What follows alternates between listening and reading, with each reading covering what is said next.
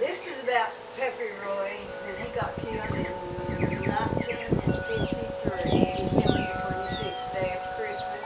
We had all had a good Christmas, and Mom and Susie had gone to Knoxville to take back what Pappy Roy had got for his father, Pappy Jim Lusby.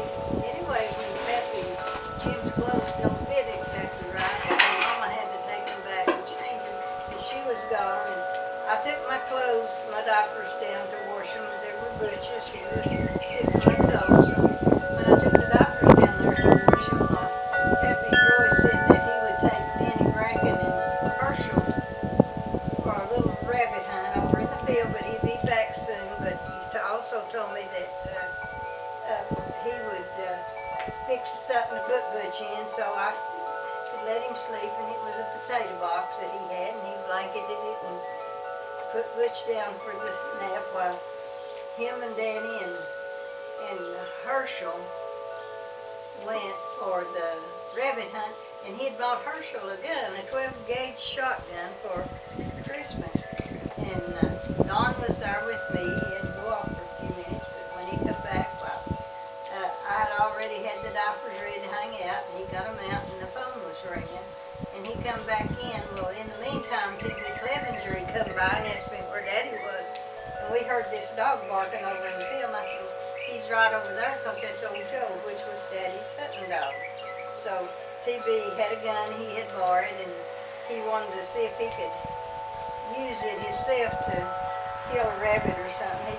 He had been hunting a long time. So anyway, he left and went on, and I had carried water out on the front porch and was going to scrub it. But the phone rang after Don got back, and it was Bruce Kennedy had called, and he told Don that Daddy had been shot, that there had been an accident, and of course we thought it was Herschel because it was his new gun. But anyway, when he said that Don would come on over there and get the boys because they were at his house. So Don started out the front door, and just as he did, Mom and Susie came back from their shopping trip to change Paul Lusby's overalls. When Mama got out of the car, she walked in the house, and it was Daddy's boots that he had worn and left his dirty shoes there. And Mama said, I bought shoe polish, and I'll polish your Daddy's shoes. So she was all upset. She said, he said, when I die, I'll die with my boots on. And of course, we just thought it had been a slight accident, but when Don come out, he told Susie, I've got a toothache, you got to take me to the dentist, it's killing me. So Susie and Don got in the car, then he told Susie where they were going, and that the accident had happened, and they were to go pick up Danny and Herschel at Bruce Kennedy's house over on Straw Plains Pike. And that Daddy, the ambulance was coming to get Daddy. So when they got there, well, they were carrying Daddy out of the woods, and T.B. said that the last thing Daddy said to him was, T.B., I believe you got me. And then he fell over. And of course, T.B. was all upset, and the police came and got him, took him to jail because it being an accident. Of course, that was back when you had to have everything figured out before you done anything right or wrong either. But anyway, when Don got the boys to bring them on home, in the meantime, Preacher Bacon and Bill Bacon come, and I had hung out the diapers, so they were dry, and Bill got them in for me, folded them. We had a lot of people around at the time, and of course it was a mess. And Bess and Glenn, Don's Mother and Daddy, had been at our house the day before for Christmas dinner, so they took Butch on home with them. Butch was a bottle baby, so they left to keep him all night if they could, so they took him. And then Bobby was there with Denise, and LD and Marie came, and Bobby was all uptight and upset so bad that Marie said, well, just let me take Denise home with me, I can take care of her. So Bobby gave Denise to Marie, and that way we were baby-free at that time.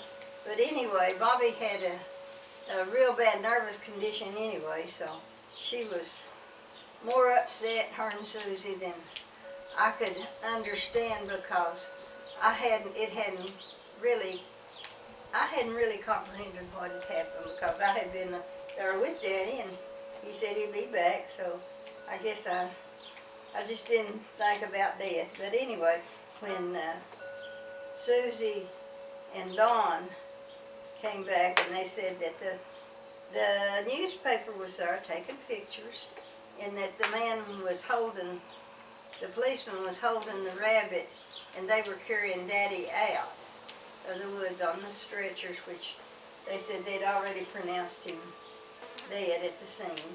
So, of course, when we had to tell Mama, everything happened just all of a sudden, seems like.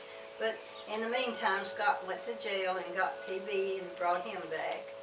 And his wife, Alma, came over and we'd had to put Mama to bed. She was going through the menopause at that time. And she was really in a bad way, but anyhow, Alma got up in bed with Mom and they laid there and cried for a long time. But, you know, they took him to what was Brewer's funeral home, which it was Robert's after that and different ones. But anyway, they said that they had never seen as many flowers at any funeral, at that funeral home. Daddy had them. They were lined all around the back, the front, the sides, everywhere.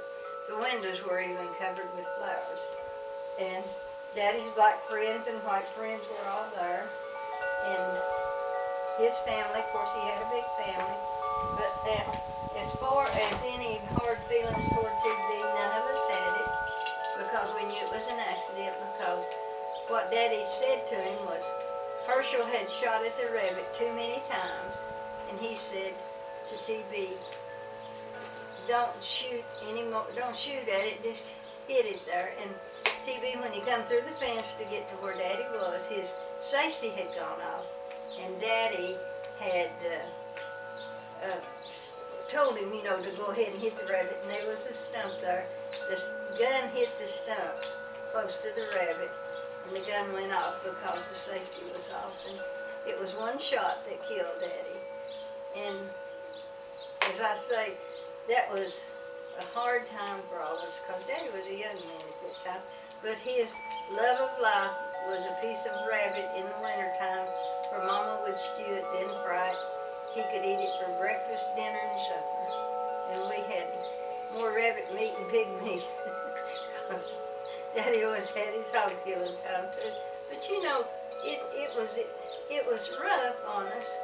But when we get to thinking about it, how exciting it was, because Daddy had been to a play where the boys were in it, and it was a Christmas play.